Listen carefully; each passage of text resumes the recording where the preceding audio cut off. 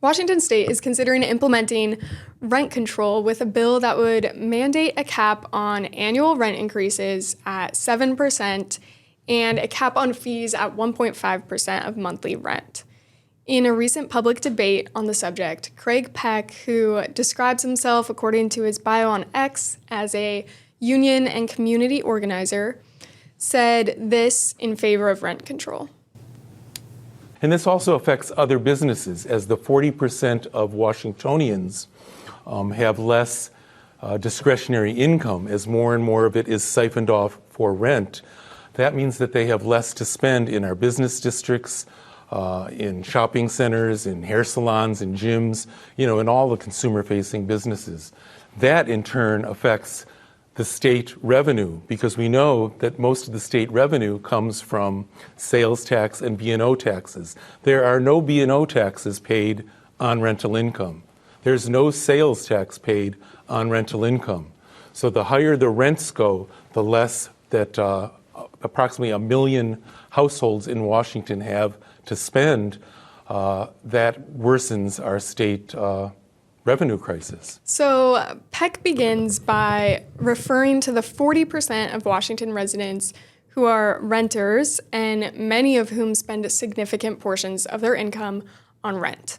And this debate, it's 25 minutes long. I'm only showing you one moment from the pro-rent control side because it was so striking to me. I've never heard someone argue along this line of reasoning. So let me just reiterate it. The argument is that because renters are spending so much of their income on rent, they don't have as much money available for discretionary spending. So there's less money trickling down to businesses and therefore less sales tax revenue in the hands of the state. So the argument starts with how much rent costs and it ends with how much state revenue the state has from taxes. I don't think anything in that argument is untrue. It's just in the wrong order and with the wrong endpoint. Here's a different way to rearrange those facts. The state has enacted an abundance of regulations and taxes on housing. Therefore, rent is expensive. Therefore, residents have less money to spend on other purposes. And here's what it could look like and what it does look like in states that don't mandate rent controls. Don't make it so expensive to create and operate housing. Therefore, rent will be less expensive.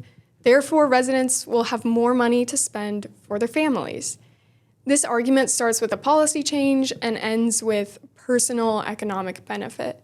Whereas the endpoint of Peck's argument is not personal wealth, it's wealth for the state in the form of tax revenue collected from its residents. I think this clip is a moment where you can see so clearly the different framework at play.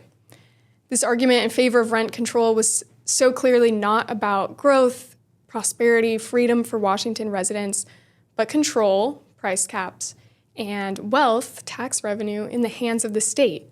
I think this was a moment of honesty, and it was easy to miss, but my call to you is don't miss it. Pay attention to the endpoint of every argument. We want more freedom, more opportunity, more housing, and more economic growth for families, not more regulation, more tax, and more wealth for the government.